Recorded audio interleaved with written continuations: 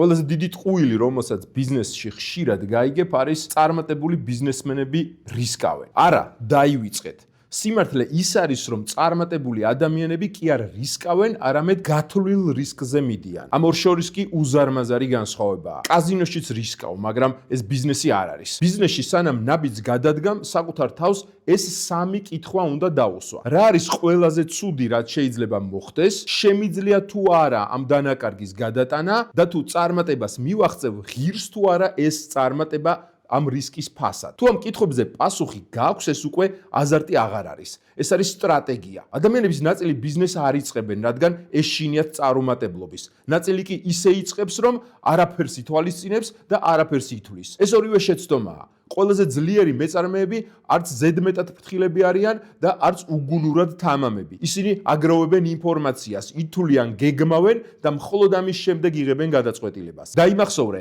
თუ საერთოდ არ რისკავ, თითქმის ვერასდროს გაიზრდები, მაგრამ თუ ბრმად რისკავ, შეიძლება ყველაფერი დაკარგო. წარმატება იმ ადამიანებთან მოდის, ვინც რისკს არ გაურბის, მაგრამ არც მასზეა დამოკიდებული.